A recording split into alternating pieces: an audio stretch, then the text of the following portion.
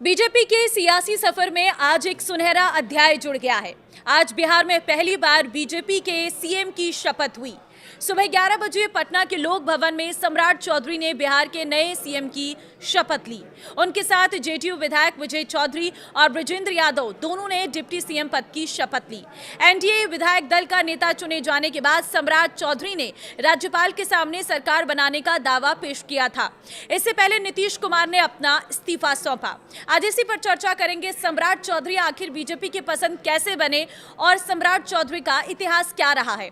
नमस्कार, मैं हूं आपके साथ ममता तिवारी और आप देख रहे हैं न्यूज़ 18 का डिजिटल प्लेटफॉर्म। महज 9 साल पहले बीजेपी में शामिल हुए सम्राट चौधरी बेहद मुखर और आक्रामक नेता माने जाते हैं। 26 साल पहले विधायक चुने गए, 2024 में डिप्टी सीएम बने और 2025 में बीजेपी की प्रचंड जीत के बाद फिर डिप्टी सीएम की शपथ ली। अब उनके पास सीएम के तौर पर पूरे बिहार का शासन चलाने के साथ पार्टी और एनडीए गठबंधन को साथ रखने की भी चुनौती होगी। वहीं बिहार की राजनीति में पहले जनसंघ और फिर बीजेपी हमेशा सक्रिय रही है। बीजेपी पहले भी 2 बार बड़ी पार्टी बनी, लेकिन सीएम हमेशा नीतीश कुमार ही बने। ये पहला मौका है जब बीजेपी के पास सीटें भी अधिक है और सम्राट चौधरी के तौर पर उन्हें सीएम भी अपना मिला है। सम्राट चौधरी आरजेडी जेडीयू में रहकर राजनीतिक अनुभव लेकर बीजेपी में आए। यहाँ उनकी राजनीतिक क्षमताएं मजबूत हुई हैं। इसी अनुभव और मजबूती का फायदा बीजेपी बिहार में उठाना चाहती है। वहीं भारतीय जनता पार्टी अब बिहार में सहयोगी दलों पर निर्भर नहीं रहना चाहती, बल्कि अपने चेहरे को सत्ता देकर बिहार को अकेले संभालने की दिशा में कदम बढ़ा रही है। सम्राट चौधरी 1990 के दशक से राजनीति में एक्टिव है। बिहार की राजनीति का हर दौर वे देख चुके हैं और बिहार के सामाजिक राजनीतिक पहलुओं से अच्छे से वाकिफ हैं। सम्राट चौधरी की सबसे बड़ी मजबूती उनका सामाजिक समीकरण है, क्योंकि वे बिहार के खुशवाहा समुदाय से हैं और इस समुदाय की बिहार के वोट बैंक में सबसे बड़ी और अहम हिस्सेदारी है। नीतीश कुमार के कुर्मी समुदाय, अन्य पिछड़ा और अति पिछड़ा वर्ग के साथ ये समुदाय करीब 60% वोट बैंक का प्रतिनिधित्व करता है। इसलिए बीजेपी ने सम्राट को मुख्यमंत्री बनाकर इस वोट बैंक को साध लिया है।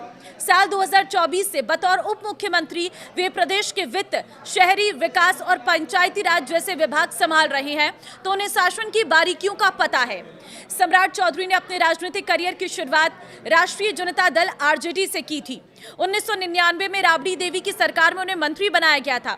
फिर वो जनता दल यूनाइटेड जेडीयू में आए, जहां उन्होंने नीतीश कुमार के साथ काम किया और साल 2018 में बीजेपी ज्वाइन करने के बाद वे डिप्टी सीएम की कुर्सी तक पहुंचे। यानी वे बिहार के 3 प्रमुख दलों से अनुभव लेने के बाद मुख्यमंत्री पद तक पहुंचे हैं।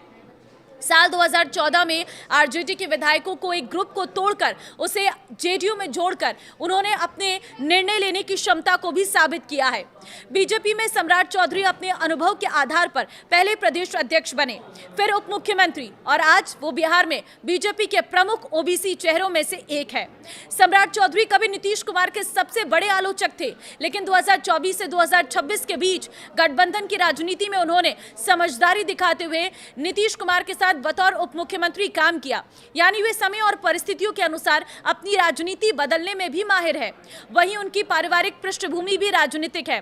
उनके पिता शकुनी चौधरी प्रदेश के वरिष्ठ नेता रहे, तो राजनीति विरासत में उन्हें मिली है। लेकिन इस बार देखा कि कल जिस तरह से नीतीश कुमार ने अपना हाथ बढ़ाया सम्राट चौधरी की तरफ, तो सम्राट चौधरी को जब उन्होंने माला पहनाई तो सम्राट चौधरी ने नीतीश कुमार के पैर छुए और कहा कि उन्होंने नीतीश कुमार से बहुत सीखा है, उनकी राजनीति को बहुत बारीकी से देखा है और नीतीश कुमार ने जो विजन बनाया है बिहार का, वो उसी विजन के साथ आगे बढ़ेंगे और बिहार को आज एक नई पहचान दिलाने के लिए वो अग्रसर रहेंगे।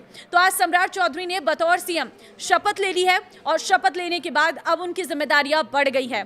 अब देखना होगा कि सम्राट चौधरी के मुख्यमंत्री बनने के बाद बिहार में किस तरह से विकास होता है, क्योंकि एक नौजवान और एक तेज तर्रार नेता जब किसी प्रदेश की कमान संभालता है तो कहीं ना कहीं उस प्रदेश में बहुत सारे बदलाव देखने को मिलते हैं। तो सम्राट चौधरी के तौर पर बीजेपी को बिहार में अपना पहला और नया सीएम मिल चुका है। अब बिहार की जनता सम्राट चौधरी को लेकर क्या कहती है, कॉमेंट में अपनी राय जरूर दें। नमस्कार।